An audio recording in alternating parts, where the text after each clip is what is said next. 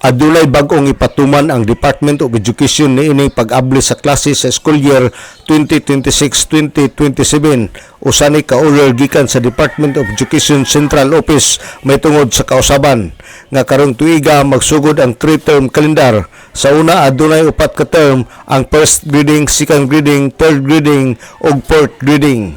Sa gipagawas nga order sa Department of Education Central Office, aduna nalay 3-term school calendar nga mao ang first block, second block ug third block. Gipasabot ni IOC Schools Division Superintendent Dionisio Liwagon Jr.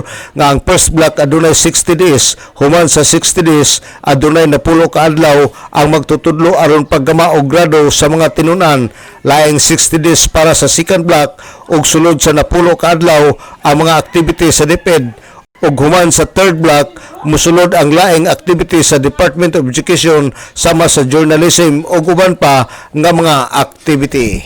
Kung sa first block na ay 60 days, no. Human sa 60 days na ay 10 days in between nga mo na panahon nga magamagrado ang maestra, magtutpinta sa grado, magama sa card, pagsulat sa mga forms ug uban pa. So musulod na pod ang next block nga another 60 days.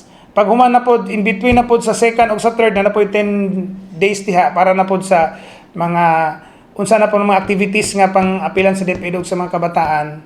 Another 60 days na po tumoy.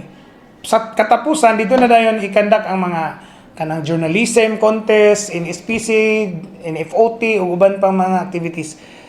At nakita sa kagamhanang nasyonal nga nindot ni nga tulo na katermino ang atong school calendar, 3 terms nga school calendar, kay daghantang mga nakita nga mga pagtuon nga ang mga bata murag daghang mga sama nato na pag-mention ang contact time sa mga bata sa mga leksyon murag medyo nakulangan kay di man po nato pwede dili nato tagaag pagtawa, pagtubag ang mga request sa mga different activities both sa barangay, sa local ug uban pa.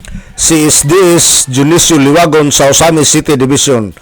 Gidugang ni Liwagon nga usa ni siya sa maayong lakang sa nasyonal nga buhatan aron masiguro nga taas ang engagement sa mga tinunan sa mga leksyon. Alang sa DXDD Radio Kampana, ang radyo sa simbahan, W45 Dudong Margaminto, muduyog sa ika-75 nga jubileo sa simbahan sa Archdiocese sa Osamis, Danag, Sarakwayan.